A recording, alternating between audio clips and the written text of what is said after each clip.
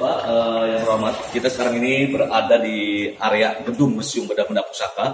Kita bisa melihat di sini seperangkat berbagai macam benda-benda pusaka, di antaranya dari zaman Kerajaan Galuh Pakuan hingga zaman Pajajaran, hingga zaman keturunan dari Pajajaran yaitu Pangeran Cakrabuana. Dan Sunan Gunung Jati, di sini ada Kujang dan macam-macam juga tertera tertulis semua nama-namanya. Selain tempat keris ini, 1 tahun sekali sering ada ritual tertentu, yaitu pencucian senjata-senjata pusaka yang dilaksanakan pada tanggal 1 Muharram ataupun pada tanggal 1 Suro kemarin. Oh kemarin ya, 2 bulan yang lalu. 2 bulan yang lalu, ini sudah memasuki bulan Maulud. Ini ada juga tradisinya nanti. Itu tradisi namanya Panjang Jimat, Muludan. Nah ini mengarah berbagai macam senjata pusaka. Dan ada berupa makanan khas Cirebon, berupa makanan tradisional di sini, itu namanya makanan tradisional itu namanya panjang jimat atau nasi jimat. Nasi yang dibuat oleh para perawan sunti atau wanita yang tidak pernah menikah seumur hidup beliau, yang diutus oleh raja untuk membuat nasi dengan cara dikupas satu-satu dari padi menjadi beras. Itu insya Allah akan dilaksanakan dari mulai tanggal 1 Mulud hingga tanggal 12 Maulud nanti. Nah, selain ada benda-benda pusaka juga di sini ada peti. Ada peti untuk menyimpan busana pakaian yang merupakan bawaan dari ibunda dari Sunan Gunung Jati, yaitu peti menyimpan busana pakaian yang terbuat dari kayu, di mana dilapisi juga oleh mutiaranya di sini. Kalau di samping ini adalah peti juga menyimpan pakaian, tapi dibawa oleh salah satu istri Sunan Gunung Jati yang bernama Putri Ong Tinio, yang merupakan putri Kaisar Yunglau. Dan di samping ini ada replika lumbung padi yang terbuat dari kepengan uang logam zaman Cina. Dan di atasnya juga ini ada sketsa ukiran, namanya ukiran dari Mantingan, yang menggambarkan peradaban kitab suci Kama Sutra dari India. Mantingan Jepara. Jepara ya, di perbatasan Jawa Tengah dan Jawa Timur kalau nggak salah. Mantingan itu. Oh, Mantingan Rembang. Kalau Rembang gitu. Ya, berarti masuknya itu ya. Mantingan Rembang. Nah ini yang menjelaskan tentang tata cara orang suami berhubungan badan yang nanti kelak akan terciptanya KB, 2 anak saja cukup, laki-laki dan perempuan. Ini dibuat pada tahun 1510. 1510. Ya. Dan ini ada pelantikan untuk melantik para prajurit bukan dari Jawa, bukan dari Kesultanan, tapi dari salah satu jenderal Inggris, Jenderal Daniels. Ya. Inggris kalau nggak salah, jenderal dari Inggris yang melantik untuk para prajurit beliau. Kalau yang di sampingnya ini ada senapan-senapan double up, bukan untuk berperang tapi untuk berburu saja. Oke. Ini masih meriam. Meriam ini pemberian dari warga Cina. Ini sebagai hiasan sebetulnya. Cuma banyak yang berversikan bahwa ini peluru meriam, tapi saya yakin bukan seperti ini peluru meriamnya. Kalau ini senjata dari para panglima perang di Cirebon di sini, namanya juga ada pedang sahabat dan sebagainya. Ini sudah tertera semua. Ya. Dan ini juga sama. Kenapa ini nggak mau disarungkan? Mungkin ada versi yang mengatakan di sini bahwa ada pedang-pedang ini kenapa nggak disarungkan? Ini biasanya khorin atau kordamnya nggak mau disarungkan. Makanya 1 tahun kali kenapa harus ada pencucian? Ya inilah fungsinya seperti itu. Dan ini ada kereta utama, ikon dari Kota Cirebon, ikon dari Keraton Kasepuhan. Ada kereta yang lebih dikenal dengan sebutan kereta Singa Barong, yang dimana kereta ini dibangun atau dibuat pada tahun 1549 Masehi oleh keturunan Sunan Gunung Jati yang bernama Pangeran Angkawijaya atau Pangeran Losari. Arsiteknya bernama Penembahan Losari juga, dan pengukirnya bernama Ki Nataguna. Kereta ini ditariknya tidak menggunakan kuda, tapi menggunakan 4 ekor kerbau albino. Kerbau bule. Kiai Slamet itu. Kiai Slamet. Nah yang di Jawa itu namanya Kiai Slamet, tapi sekarang keturunannya. Karena Kiai Slametnya konon sudah mati. Karena dibunuh oleh salah satu oknum di sana, keturunan di sana. Yang kedua, kereta ini bahan kayunya terbuat dari kayu laban. Kayu laba itu kayak apa? Kayu laban itu kita kenal mungkin kayu sonokling. Kayu kling. Iya. Di mana kayu ini dilapisi oleh serbuk intan dan mutiaranya. Kalau kita perhatikan banyak ornamen giter-giternya atau bling-blingnya. Ini adalah campuran intan dan mutiaranya. Bentuk keretanya yang merupakan perpaduan 3 unsur agama.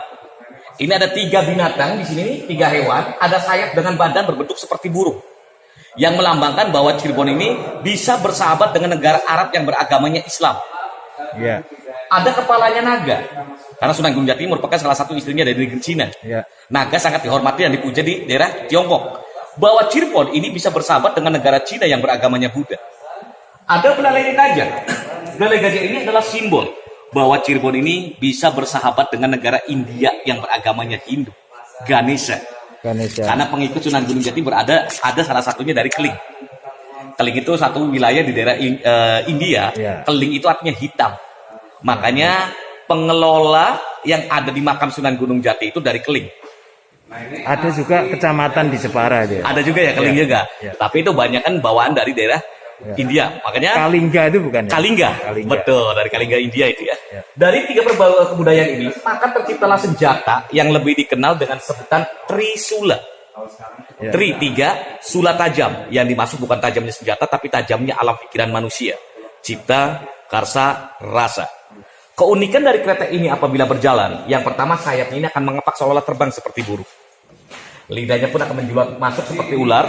Bodi kendaraan pun akan bergoyang. Arsitek orang zaman dulu sangat canggih sekali. Karena rodanya juga sudah bisa dibikin power steering bisa berputar kurang lebih 90 derajat. Di mana digunakan oleh sultannya saja pada saat melaksanakan acara ritual setiap tanggal 1 Muharram ataupun tanggal 1 Suro. Masih dipakai nggak sekarang? Tahun 1942, kereta ini sudah tidak boleh dipergunakan kembali. Oh. Karena dua faktor alasan. Yang pertama, kereta ini penariknya sudah tidak ada. Kerbau bule di Jawa sudah jarang. Ya. Yang masih ada di Tanah Toraja dan Solo. Malah di Tanah Toraja diperjualbelikan cuma lumayan mahal harganya. Ya. Satu ekor kerbau bule konon bisa mencapai miliaran. Ya. Kalau di Solo nggak mungkin kita dibeli. Ya. Nah itu. Kedua, apabila dipergunakan kemungkinan rapuh. Makanya tidak boleh dipergunakan kembali, tapi menggunakannya apabila itu replikanya. Ada replika di belakang yang dibuat pada tahun 1995 yang biasa dipergunakan dalam rangka acara kirap keraton ataupun festival keraton se-Indonesia. Di mana kereta ini sangat canggih. Rodanya yang tadi saya jelaskan bisa berputar kurang lebih 90 derajat, sengaja dibikin miring keluar. Kalau kita perhatikan sedikit miring roda ini keluar. Artinya, apabila jalan dalam keadaan becek tergenang air tidak masuk ke dalam bodi kendaraan, tapi keluar dari roda-roda tersebut. Oke. Kita kecanggihannya dari kereta ini. Ya. Nah, kereta ini hanya dinaiki oleh sultannya saja. Permaisuri raja nggak boleh menggunakan kereta ini. Ya. Alasannya kenapa? Karena permaisuri raja seorang wanita, dan wanita tidak boleh berkecimpung dalam dunia politik seorang raja. Tapi wanita juga harus dihormati oleh seorang raja, makanya dibuat tandu yang ada di belakang namanya tandu Cempana. Sebagai tunggangan untuk permaisuri raja yang ditandu kurang lebih oleh 8 sampai 9 orang nanti. Kita dari sini melanjut ke sebelah kiri, sebelah sini. Sekaten dan gamelan dari Banten, karena Banten ini merupakan salah satu istri Sunan Gunung Jati, penerus dari Sunan Gunung Jati. Salah satu istri Sunan Gunung Jati berasal dari Banten, yaitu Nyimas Ayu Kawung Anten, yang menikah dengan Sunan Gunung Jati, menurunkan seorang raja yang lebih dikenal dengan sebutan Sultan Maulana Hasanuddin. Oke. Makanya di Banten ini, gelar untuk keturunan dari Banten dengan gelarnya Tubagus. Oh ya. Oke. Dengan gelar Tubagus, perempuannya dengan gelarnya Ratu. Beda dengan di Cirebon. Di Cirebon, untuk kaum laki-lakinya gelarnya Pangeran, Elang, Raden, dan untuk kaum perempuan sama juga Ratu di sini. Cuma sayang sudah tidak dipergunakan kembali, tidak difungsikan kembali, karena para penabuhnya sudah tidak ada lagi yang menabuhkannya. Karena menabuhnya bukan untuk orang-orang biasa saja, tapi ada orang-orang tertentu yang menabuhkannya di sini. 1426 ya. 1426. Masih original. Ini masih original. Makanya mohon maaf dikacain kalau menjelang mulut biasanya banyak orang-orang yang datang berbondong-bondong dari seluruh masyarakat Mukul-mukul. kawasan. Bukan mukul-mukul, itu banyak yang mengusap-ngusap seperti ini. Nanti usapan dari tangan tersebut akan mengeluarkan debu itu kotor itu di muka, usapan ke muka. Itu mencari berkahnya katanya. Tapi dalam ajaran Islam kan syirik dan sebetulnya. Tapi sudah dinasihati oleh para abdi dalam di sini, para sultan di sini. Tapi keyakinan masyarakat berbeda lagi. Enggak di kaca aja. Nah itu. Nah kalau ini adalah gamelan Megamendung. Gamelan Megamendung ini difungsikan untuk sarana apabila di Cirebon mengalami kemarau panjang. Kayak sholat istisqa gitu ya. Intinya sholat istisqa untuk meminta hujan. Konon apabila dibunyikan dengan orang-orang tertentu sambil ada ritual doa-doa tertentu, ini akan mendatangkan hujan. Makanya sekarang sudah tidak dipergunakan kembali karena orangnya tadi dijelaskan sudah ada regenerasi, tidak ada regenerasi lagi di sini. Ntar saya lihat yang sekaten dulu ya. Boleh sekaten. Ya. Gamelan sekaten ini dibawa dari Demak. Ini seserahan dari mas kawin dari Demak, dari Songgono, di mana gamelan ini dibunyikan 1 tahun 2 kali, yaitu ketika menjelang sholat Idul Fitri ataupun Idul Adha saja. Tapi setelah, bukan menjelang ya, tapi setelah menjelang sholat Idul Fitri. Ya. Setelah menjelang Idul Fitri selesai, baru dibunyikan di komplek yang ada di depan keraton, ada komplek namanya Siti Inggil. Keraton Cirebon. Keraton Cirebon, yang di depan, bagian depan. Itu ada seperti gapura ataupun candi-candi, nah disitulah kita dibunyikannya.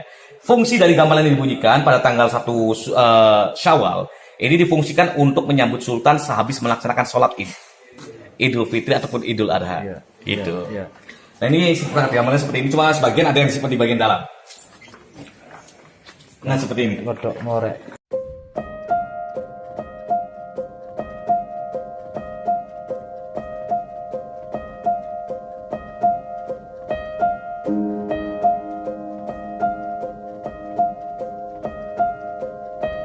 Peninggalan Sunan Kalijaga ya. Peninggalan dari Sunan Kalijaga, tapi bawaan dari seserahan Raja Demak di sana. Sultan Trenggono waktu itu. Mas itu Sultan Trenggono itu. Ya. Nah ini juga sama peninggalan dari para penggawa Keraton Cirebon di sini. Cirebon Tengah. Nah ini gambaran Megamendungnya. Dan di samping dari gambaran Megamendung ini juga terdapat satu peti, di mana peti ini yang menyimpan berbagai macam bentuk wayang. Di antaranya ada wayang kulit. Wayang kulit ini biasa diperagakan pada masa zaman Sunan Kalijaga untuk sarana penyebaran agama Islam. Jadi apabila wayang kulit ini diperagakan, dipentaskan, orang-orang yang beragama non-muslim itu wajib membayar tiket. Kita kenal sekarang tiketnya. Wajib membayar, tapi membayar bukan dengan uang, bukan dengan beras, tapi dengan mengucapkan 2 kalimat syahadat. Makanya hingga saat ini masih disakralkan. Kenapa dikunci? Ya mungkin ada mitos yang mengatakan kalau nggak dirawat ini takut berbunyi sendiri, walau misawaf lah di situ ya. Jadi bisa berbunyi sendiri. Makanya setiap Jumat Kliwon ini sering dicuci. Jumat Kliwon ini. Setelah melaksanakan acara sebelum sholat Jumat dibersihkan dulu, tapi bukan dicuci, maksudnya dengan kuas dan sebagainya. Sebulan sekali ya. Sebulan sekali. Gitu. Dan juga sama.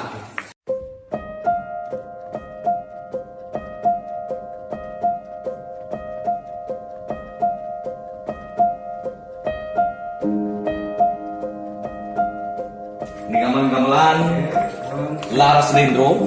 Ini juga untuk peragaan biasanya di Cirebon ini untuk peragaan pemanggilan hujan juga di sini. Nah kalau di samping ini ada berupa jempana, kereta jempana yang saya jelaskan yang digunakan untuk tempat duduknya para permaisuri raja. Di cara duduknya ini ditanduk kurang lebih oleh 8 orang. Kalau di samping ini dipergunakan untuk sarana acara arak-arakan, yaitu kita kenal namanya khitan atau sunatan. Nama tandu ini dengan sebutan tandu Garuda Mina. Garuda itu artinya burung, Mina itu artinya ikan. Yang filosofinya di sini, Garuda ini melambangkan seorang pemimpin. Mina itu melambangkan seorang rakyat, yang artinya di sini bahwa seorang raja, pemimpin kita ini harus dapat mengayomi rakyat yang ada di bawah. Yang kita kenal di Sunda dengan sebutan sisingaan. Ya. Di Jawa mungkin dikenal reog lah. Ya. Kalau di Cirebon ya ini namanya tandu Garuda Mina ataupun buruk ya kali itu. Iya. Ini juga sama untuk permaisuri putra raja. Tandu Jempana. Tandu Jempana juga. Inilah replika kereta yang dibuat pada tahun 1995, yang dimana dikasih oleh Sultan Sepuh yang 14 yang bernama Sultan Arif yang almarhum sudah meninggal. Ya. Kereta ini biasa dipergunakan, dan dimana dipergunakannya itu tidak menggunakan tenaga kerbau, tapi sekarang ini menggunakan tenaga biasa, yaitu tenaga manusia, kurang lebih mencapai 25 sampai 30 orang yang menarik. Tapi walaupun replika, kereta ini tetap harus menaiknya adalah sultannya saja, tidak boleh permaisuri raja. Itu. Dan di sini adalah tanduk dari tengkorak dari Aswayang Indramayu, hasil buruan sultan-sultan terdahulu. Makanya di sini ada bekas tombakannya. Jadi di Cirebon ini di daerah Indramayu itu ada alas loyangnya yang bisa ada loyangnya ini alas loyang itu sudah jadi pembuktian sekarang ini. Dulu merupakan tempat penangkaran banteng-banteng, tempat untuk berburunya para raja-raja. Kalau di samping ini adalah fosil tengkorak buaya albino, buaya putih albino. Dari Kali Krian. Dari belakang keraton ada kali, namanya Kali Krian. Iya. Besar ini. Ini diperkirakan panjangnya di atas 5 meter. Itu kepalanya aja soalnya. Belum dagingnya. Belum daging, belum badan dan sebagainya, belum sampai ekor ya itu. Dan ini adalah keris-keris peninggalan dari masyarakat yang tidak mampu merawatnya. Keris-keris ini 1 tahun sekali sering dicuci. Ini ada mitos yang mengatakan kalau masyarakat yang memiliki senjata pusaka tidak mampu merawatnya, alangkah lebih baiknya diberikan kepada Museum Indonesia. Karena kenapa? Karena orang-orang yang memiliki benda pusaka yang konon tidak bisa mampu merawatnya bisa mengganggu keturunannya, anak bisa sakit dan sebagainya. Karena orang tua zaman dulu kalau membuat senjata pusaka ini biasa menggunakan khorin ataupun kodam. Nah disitulah yang kodam tersebut yang dikhawatirkan mengganggu anak keturunannya. Itu. Ditipin sini aja. Betul, ditipin sini. Ini dari masyarakat yang tidak mampu merawatnya. Nah, kecuali ini adalah pedang-pedang hasil rampasan dari bangsa Portugis ketika bangsa Portugis itu menduduki Sunda Kelapa. Tapi walaupun senjata ini sudah rapuh, sudah berkarat, tapi kandungan racunnya masih banyak sekali di sini. Makanya kalau kami mencuci, membersihkan senjata-senjata ini, kalau tersobek sedikit juga ini lumayan lama sembuhnya. Sudah beracun, ini berkarat juga, racun tambah racun lagi. Gitu. Jadi Ini Fathaillah ya. Fathaillah. Jadi Fathaillah ini kita luruskan di sini bukanlah Sunan Gunung Jati. Ya. Fathaillah ini adalah panglima perang yang pertama kali dari Samudra Pasai kita kenal namanya Aceh sekarang ini, Ya. berpindah ke Demak ikut rombongan dari Raden Fatah. Sultan Trenggono apa Raden Fatah? Raden Fatah. Raden Fatah. Kali itu masih Raden Fatah. Ya. Raden Fatah itu memperkenalkan Sunan Gunung Jati, ikut dalam jejak rombongan Sunan Gunung Jati itu penyebaran agama Islam ke Cirebon. Ya. Disinilah diangkat menjadi menantu Sunan Gunung Jati. Nah, pada tanggal 22 Juni tahun 1527, Sunan Gunung Jati memberikan maklumat mandat kepada Fathaillah untuk membantu merebut Sunda Kelapa pada masa itu oleh dari tangan Portugis penjajah. Ya. Setelah direbut pada tanggal 22 Juni, Sunda Kelapa ini berganti nama menjadi Jayakarta. Jakarta. Fathaillah ini mendapat gelar dengan julukan Pangeran Jayakarta. Ya. Ya. Tapi mohon maaf, makamnya tidak di Jakarta. Makamnya di Cirebon di komplek namanya Astana Gunung Jati. Yang sebelah makam Sunan Gunung Betul. Jati ya. Jadi ini makam Sunan Gunung Jati, ini ibundanya di samping sini Ya. posisinya. Ya. Itu. Nah, ini juga alat berperang yang 1 tahun sekali sering dicuci setiap tanggal 1 Muharram ataupun tanggal 1 Syuro. Kalau di samping ini adalah alat debus dari Banten yang dimana alat debus ini dipergunakan untuk peragakan kekebalan tubuh manusia. Jadi apabila manusia itu akan kenaikan jabatan, pangkat dan jabatan, itu akan dicoba dulu tubuhnya itu akan ditusukkan. Walau misalnya dia tembus atau tidaknya, katanya nggak tembus di sini. Satu tradisi. Ya. Dan di mana ketika nggak tembus, berarti dia udah kebal kepada senjata apapun. Ya. Akhirnya naik sampai tingkat yang paling tinggi nantinya. Ini ya. Betul. Ini urutan dari kecil, setengah terus sampai yang gede. Ya, ngeri. Kalau di bawah ini bukan peluru untuk meriam, ini peluru bandil. Kita mungkin kenal sekarang ini ketapel. Papan ya. Kalau dulu mah digunakan untuk biasa dililitkan, dilempar-lemparkan seperti itu. Iya, iya. Gitu. Kita lanjut ke sini. Ya. Kalau ini ada tombak cis. Tombak cis ini tombak untuk mengiringi khotbah Jumat. Ya biasa kalau orang tua orang zaman dahulu itu sudah ada khotbah Jumat pada zaman wali itu Tongkat. diiringi. Itu. Sekarang tongkat ya. Sekarang tongkat sekarang ya. Dulu mah tombak harusnya itu. Masjid Itu. NU biasanya. Iya betul. Nah ini juga ada tulis dari masyarakat juga sebetulnya, dan ini ada salah satu senjata pusaka bukan dari Jawa, bukan dari Cirebon. Ini namanya mandau. Dari Kalimantan, seserahan dari orang Kalimantan. Yang dimana senjata ini sangat mungkin menurut Kalimantan ini sangat mengandung kodam sangat tinggi sekali. Menurut tradisi orang Kalimantan, kita lihat seperti ada gigi-giginya ya. Oh iya. Ada gigi ya. Ini ada gigi. Dan di sini ada rambut-rambutnya. Kita perhatikan di atas ada rambutnya. Ya, ya. Saya padamin rambutnya. Konon yang sudah ada rambut seperti ini sudah memakan orang. Sudah bekerja. Sudah bekerja makanya itu. Makanya mungkin kalau kita di waktu tragedi Sampit kalau nggak salah tahun Ya, 2001 ya. kalau nggak salah ya. Itulah senjata pusaka dari Kalimantan banyak yang datang gitu itu. Oh, oke, mengerikan itu. Mengerikan juga. Kali ini adalah tempat lilin kristal dari negeri Prancis, di mana lilin ini dahulu tidak mengenal namanya listrik, tapi menggunakan berupa sumbu dengan minyak kelapa di sini. Oh. Iya, ini kalau kena cahaya matahari ini warna-warni seperti pelangi pantulannya ini. Ini juga untuk acara tempat minum bersama dari orang-orang Eropa, tapi bukan orang Eropa minumnya gede-gede seperti ini, tidak. Tapi mengambil ada gelas kecil-kecilnya seperti ini. Ya. Nah itu. Sloki. Slokia itu. VOC ya. VOC ya, VOC. Dan ini adalah kurban untuk turun tanah untuk anak bayi yang berusia di atas baru menjalankan kaki 7 bulan. Dan ini payung untuk pengiringan para keluarga raja. Nah, ini mohon maaf cuma ada yang terdapat berkas-berkas buku tempo dulu. Ini terbuat dari seperti dalam lontar, sebetulnya sudah diperbaiki semuanya. Cuma mohon maaf saya nggak bisa menjelaskan tentang masalah buku ini karena menggunakan bahasa Jawi semuanya di sini. Sanskerta. Kitab tata krama Iya. menjadi raja. Ada tata caranya semua. Kitab Adabul Muta'alimin. Bentar, ini kitab pikir Sunan Kalijaga ya. Iya. Mohon maaf saya nggak bisa menjelaskan karena saya juga belum paham tentang masalah ini. Ini tulisan asli Sunan Kalijaga. Tidak, ini Ditulis ulang. diulang pada masa zaman Panembahan Tohpati atau Pangeran Mangsakerta, seorang ahli sejarah Cirebon di sini. Oke. Itu Disalin ya. disalin kembali. Karena yang aslinya tidak mengenal namanya buku. Daun lontar. Daun lontar. Makanya nggak mungkin kalau Sunan Kalijaga menulis di buku. Iya, Nah iya, itu. Tapi menggunakan daun lontar sebetulnya. Itu. Daun lontar itu pernah lihat ya? Belum ya? Belum. Nanti kita cari di Google daun lontar itu apa? Daun lontar. Kalau nggak salah juga kulit daun lontar itu semacam apa ya? Pakainya kulit sebetulnya. Iya, iya. Saya juga kurang paham daun lontar itu. Cuma ada di sini daun lontar sudah hampir rapuh semuanya. Itu makanya dipublikasikan lagi, ditulis lagi dengan ada tulisan-tulisan tangan yang tertentu di sini juga. Itu. Ini bukan Quran ya, kitab ya. Ini kitab sebetulnya.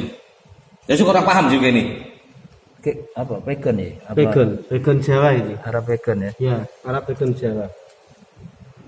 Kayak tulisannya Diponegoro. Katanya kata Jawa kuno. Ini juga sama, kitab-kitabnya juga. Dan ini tempat tinta untuk menyalin biasanya pada masa-masa ini. Kalau tinta ini berasal dari negeri Cina sebetulnya. Oh, Iya. iya, iya. Silsilah Cirebon, Iya. Babat Cirebon. Ini juga sama, cuma tinggal seperti ini buku-bukunya. Ini Jawa sekarang apa Jawa Palapa ya? Tulisan Palak. Bukan huruf Jawa sekarang ini. Kayaknya ini bukan. Ini Jawa lebih susah lagi. Iya. Makanya pemangku jarang bisa menerangkan tulisan-tulisan ini karena kami juga tidak diajarkan dalam masalah ini Arkeolog. arkeologi harusnya. Nah ini bekas-bekas yang sudah lampau sekali. Iya. Wow. Berapa usianya? Kitab Torekot juga ada. Ini sekitar diperbarui sekitar tahun 1700-an waktu dulu. 1700 ya? 1700 kan sudah ada orang-orang Eropa yang datang ke Indonesia karena Eropa datang pada tahun 1500-an. Ini mungkin daun lontar ya ini mungkin. Bukan. Bukan, ini kelihatannya bukan seperti ini. Itu bentuknya kecil-kecil seperti ini. Daun lontarnya seperti ini. Kecil-kecil kalau kita lihat seperti bentuk gimana ya? Saya pernah lihat yang di dalam. Ya. Pernah lihat film apa namanya? Kerajaan. Apa? Film-film kolosal. Oh, kolosal ya. Brahma Kumbara. Gitu. Andai kata kita membuka daun lontarnya seperti gini, berat. Iya, iya, iya. Bentuk daun lontar seperti itu. Yang Tapi nggak panjang ya, tapi sedikit segini posisinya nih. Cuma ditulis dengan itu. Nah itu di Cina biasanya sering. Nah seperti kayak gitu. Ya. Cuma ada simbol-simbolnya di situ nantinya. Iya. Gitu. Kita lanjut ke sini. Sun Tzu. Ini kita tauhid ya. Kita tahu. Ya. Ya. Ada basir, kalam itu. Oh iya. Sifat Allah. Pada hari biasa dilarang dibuka. Ya. Ini hanya dibuka pada saat weekend atau hari minggu saja. Di sini tersimpan berupa tempat piring yang digunakan untuk acara panjang jimat, yaitu piring di mana di zaman Sayyidina Ali bin Abi Thalib yang dibawa langsung itu. Kedua juga banyak busana Putri Ongkin, salah satu istri Sunan Gunung Jati yang usia busana tersebut sudah mencapai ratusan tahun, jadi tidak bisa dipegang kembali, tapi bisa dilihat di sini. Ya, ya. Cuma sayang kita nggak bisa masuk bebas ke dalam pusat ini. Siap. Gitu. Kita lanjut ke sini. Sambil saya tanya boleh ya? Boleh ya. Dalam cerita legenda di Pati tempat saya itu kan pernah ada cerita Syekh Jangkung Saridin itu. Syekh Jangkung ya, Iya. namanya Syekh Jangkung itu merupakan salah satu murid. Ya. Kalau nggak satu murid dari Sunan Kalijaga. Syekh Jangkung Iya, itu. iya, betul. Betul ya? Iya. Itu merupakan pengikut dari Sunan Kalijaga. Cuma sayang beliau menyebarkan bendera Pati. Ya. Sunan Kalijaga itu mengikuti gurunya, yaitu Sunan Gunung Jati, untuk menggantikan posisi Ya. dari Syekh Siti Jenar. Ya. Karena Syekh Siti Jenar ini mungkin kita orang Jawa pernah paham bahwa Ya. Syekh Siti Jenar ini ajarannya sedikit melenceng dari ajaran Dianggap Islam. melenceng. Ya. Yang dianggap melenceng itu dikarenakan Syekh Siti Jenar itu menganggap bahwa seorang wali adalah Tuhan. Ya. Tapi sebetulnya bukan seperti itu. Saya tanyakan itu. Oke. Bahwa mengatakan bahwa Tuhan itu berada di dalam diri kita ini. Ya. Cuma murid-muridnya inilah yang salah kapraknya. Ya. Ya. Ya, makanya di sini ada petilasan Sunan Kalijaga, jaraknya dari sini kurang lebih 3 kilo arah barat. Yang ada Kerak-keraknya betul di situ. Insya Allah bisa. Boleh ke sana. Dan ini saya lanjutkan di sini. Di sini adalah baju busana ataupun baju perang atau baju harnas atau yang dikenal namanya baju jira. Ini hasil rampasan dari bangsa Portugis. Wow. Berat satu baju ini mencapai kurang lebih 4 sampai 5 kilo. Satu baju. Oh, ini Eropa banget nih. Eropa. Jadi bukan dari Jawa. Ini hasil rampasan ketika dahulu Fatila masih menduduki Portugis masih menduduki di Sunda Kelapa. Cuma sayang untuk bagian bawahnya ini sudah hancur semua. 1527. Ini kayak lihat film Lord of the Ring nih. Nah ini kalau kita Love of the Ring ya sama seperti ini Pak. Bahasannya ya itu. Dan di sini ada kursi-kursi hanya modelnya model Eropa. Yang membuatnya asli orang Cirebon. Cuma bahan kayunya terbuat dari kayu sono keling, kayu hitam. Iya. Itu. 1845. Cuma pernah ada peneliti dari Belanda. Ini bukan 1845. Ini diperkirakan di bawah 16. Oh, Iya. Karena beliau itu mengetes kayu seperti ini dengan menggunakan satu alat. carbon dating ya. Nah, saya nggak paham itu. Ditempelkan, itu angka tahunnya akan keluar. Ya, ya. Saya baru tahu di situ. Saya makanya menjelaskan itu tadi tahun 18 kan. Makanya ketika saya tahu 16 saya menjelaskan apa adanya di sini. Ya. Itu. Ya. Untuk pembatas di pintu masuk kamar biasanya di sini. Sketsel. Sketsel ya kalau di sini. Sketsel ya. Kalau di Pati. Iya. Kalau ini adalah kulit untuk kereta Singa Barong, di mana kulit-kulit ini biasa dipergunakan penggantian kereta Singa Barong karena ini menggunakan kulit seperti tali-talinya di sini. Tali kekang ya. Tali kekangnya. Ya, ya. Cuma sudah tidak dipergunakan, sudah rusak. Makanya walaupun sudah rusak tetap kami masukkan ke dalam cagar budaya. Tapi asli ya. Ini yang asli seperti itu. Nah, kalau ini adalah kayu-kayu bekas bongkaran Masjid Agung Sang Cipta Rasa yang ada di depan. Ini terbuat dari kayu jati. Itu. Ini tali kekang juga. Tali kekang juga. Dan ini patung Trimurti Dewa Wisnu. Karena orang Cirebon walaupun beragama Islam tapi menghormati ajaran Hindunya. Ini simbol ajaran dari ajaran Hindu. Ya. Kalau di bawah ini adalah buah bernuk atau buah maja yang menjelaskan tentang sejarah kisah tentang Majapahit. Maja nama buah, pahit rasanya. Kalau yang di tengah ini adalah tempat untuk menyimpan nasi. Kita namanya magicom sekarang ini. Iya, ya, tahu. Kalau di bawah ini sampingnya ini adalah ani-ani alat untuk ngontong padi. Etem kata orang Cirebon di sini. Eteng. Etem. Kalau ini juga sama patung Trimurti yang di bawah ini adalah buah kelapa namanya kelapa jenggi. Kalau kita kenal menurut dunia internasional di sini dikenal dengan namanya kelapa pantat. Kita boleh buka di situs internet Ya, di Google. ya, ya. Nama kelapa pantat ini masih ada. Namanya kelapa janggi yang konon berbuahnya itu mencapai 25 tahun sekali dan isinya dipergunakan untuk sarana pengobatan terkena racun. Oh. Iya. Cuma di Indonesia tidak ada bisa menanamnya di sini. Itu tumbuh di mana dulu? Itu di Afrika. Di Oh. Madagaskar. Madagaskar. Iya. Kalau di samping ini adalah busana putra-putri raja untuk anak-anak raja yang konon digunakan untuk anak-anak yang berusia di atas 18 tahun. Mungkin pertanyaan para pengunjung, Pak, kenapa anak-anak raja kok bajunya kecil-kecil? Ya. Karena dahulu anak raja kalau makan dalam satu hari hanya satu kepala nasi jamblang. Oh. Kenapa satu kepala nasi jamblang? Ini mengajarkan kepada anak raja supaya dewasa harus dapat merasakan penderitaan rakyatnya di bawah. Jangan semena-mena anak raja tidak pernah merasakan lapar sedangkan rakyatnya banyak yang kelaparan. Jadi sekali makanya. Betul, itu mengajarkan sebetulnya di sini. Itu. Kalau di sini salah satu kristal-kristal pemberian dari bangsa Eropa, simbol penghormatan Eropa kepada kerajaan Cirebon. Kalau di sini memperingati ulang tahun Ratu Belanda. Jadi semua raja-raja Cirebon berkumpul di Keraton Cirebon di sini mengadakan acara untuk menghormati Ratu Belanda di sini. Ulang tahun Ratu Belanda yaitu pada masa Ratu Wilhelmina kalau nggak salah. Itu. Apa udah abad 17 ya? Iya. Kalau ini adalah satu perangkat perhiasan pengantin dahulu, cuma ini replika. Oh, ini replika. Replika karena yang asli nggak mungkin disimpan di sini. Oke. Kalau yang asli terbuat dari emas simpan di sini, emasnya sekarang sudah tidak pernah di museum. Jalan-jalan dulu sekarang ini emasnya. Kalau ini adalah salah satu ornamen yang biasa dipergunakan di pinggir-pinggir tempat tidur dari orang Cina di sini. Kalau di samping ini adalah gading gajah, karena di Cirebon ini di samping keraton ada penangkaran gajah. Kita kenal kampungnya sekali di perkampungan namanya Kampung Pegajahan. Kampung Gajah. Kampung Pegajahan itu dahulu dipergunakan untuk tempat penangkaran gajah-gajah. Makanya di sini ada perum larangan yang bisa tembus ke Kalijaga. Karena perum larangan itu dahulu adalah hutan belantara yang digunakan untuk tempat berburu para raja di situ. Makanya dilarang untuk kaum masyarakat untuk berburu di sana. Khawatir kena. Nah, betul. Kedua, perum larangan ini kan sudah modern, beda zaman, dijadikan tempat perumahan perumna sekarang ini. Oh, Iya. dulu hutan. Hutan dulu, hutan Termasuk yang Kalijaga. kerbau itu ya? Apa tadi bukan kerbau? Banteng tadi ya? Betul, yang di Losarang itu mah. Jauh sekali dari sini. Oh. Indramayu kalau Losarang. Kita lanjut dari sana.